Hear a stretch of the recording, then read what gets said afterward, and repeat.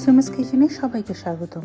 রোজার মাসে সবার ঘরেই প্রায় কম বেশি বেগুনি ভাজা হয়। আজ বেগুনি নয়, বেগুনেরই একটু অন্যরকম ভাজার রেসিপি নিয়ে হাজির হয়েছি। আশা করি আপনাদের ভালো লাগবে। চলুন শুরু করা যাক। প্রথমে একটি বড় সাইজের বেগুনের খোসাটা ছাড়িয়ে নিচ্ছি।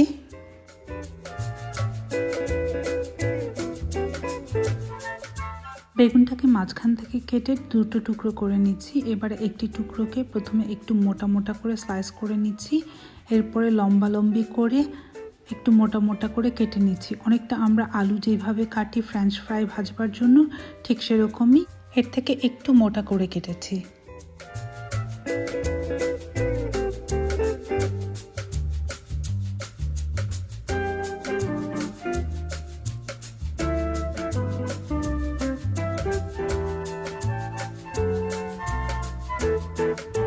কেটে নেওয়া বেগুনগুলোকে একটি বাটির মধ্যে নিয়ে তার মধ্যে দিয়ে দিচ্ছি প্রায় 3 কাপ পরিমাণে পানি।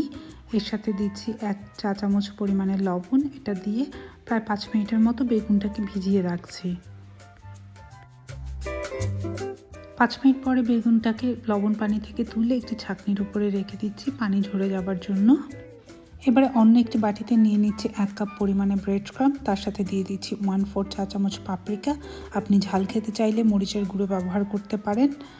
দিচ্ছি 1/4 চা চামচ গোলমরিচের গুঁড়ো, 1/4 চা চামচ রসুন পাউডার, 1/4 চা চামচ অনিয়ন পাউডার, পরিমাণ মতো লবণ দিয়ে একটু মিক্স করে নিচ্ছি। আরও দিচ্ছি এর সাথে 2 টেবিল চামচ পরিমাণে পার্মেসান চিজ। আপনি চাইলে চিজটাকে বাদও দিতে পারেন। একটু মিশিয়ে নিয়ে অন্য একটি বাটিতে দিয়ে দিচ্ছি 1/2 কাপ পরিমাণে ময়দা। তার সাথে দিচ্ছি সামান্য গোলমরিচের গুঁড়ো, 1/4 চা চামচ পাপরিকা, দিচ্ছি 1/4 চা চামচ অনিয়ন পাউডার, 1/4 চা চামচ রসুন পাউডার, পরিমাণ মতো লবণ দিয়ে এটাকে মিলিয়ে একটু সাইডে রেখে দিচ্ছি। এবার অন্য আরেকটি বাটি নিচ্ছি। এখানে আমি 2টো ডিম ভেঙে নিয়েছি। তার সাথে সামান্য লবণ দিয়ে ডিমটাকে ভালো করে ফেটে নিচ্ছি। ময়দার মিশ্রণ, ব্রেড ক্রাম্ব এবং ডিম সব কাছাকাছি নিয়ে এসে বেগুনের টুকরোকে প্রথমে ময়দার মিশ্রণের সাথে গড়িয়ে নিচ্ছি। তারপরে দিয়ে দিচ্ছি ডিমের মিশ্রণের মধ্যে। ডিমের মিশ্রণে গড়িয়ে নিয়ে তুলে দিয়ে দিচ্ছি ব্রেড ক্রাম্বের মধ্যে। ব্রেড ক্রাম্বের সাথে খুব ভালোভাবে গড়িয়ে নিচ্ছি। একইভাবে আমি সবগুলো বেগুনের টুকরোকে প্রথমে ময়দার মিশ্রণে, তারপরে ডিম, তারপরে ব্রেড ক্রাম্বের মধ্যে দিয়ে খুব ভালো করে গড়িয়ে তুলে নিচ্ছি। সবগুলো বেগুনের টুকরো তৈরি হয়ে গেলে এভাবে করে আপনি নর্মাল ফ্রিজে 2 দিনের জন্য রেখে দিতে পারেন। এবার একটি ফ্রাই প্যানে পরিমাণ মতো তেল গরম করে তার মধ্যে দিয়ে দিচ্ছি বেগুনের টুকরোগুলোকে। আমার চুলার আঁচটা মিডিয়াম হাইতে রেখে বেগুনের টুকরোগুলোকে 2 মিনিট করে এক এক পাশ ভেজে নিচ্ছি, অথবা যতক্ষণ পর্যন্ত না বেগুনগুলোর মধ্যে হালকা বাদামি রং চলে আসে ততক্ষণ পর্যন্ত ভেজে নিচ্ছি। আমার ভিডিওগুলো ভালো লাগলে আমার চ্যানেলটিকে লাইক, শেয়ার এবং সাবস্ক্রাইব করতে ভুলবেন না। আর কোনো প্রশ্ন থাকলে অবশ্যই কমেন্ট করে জানাবেন।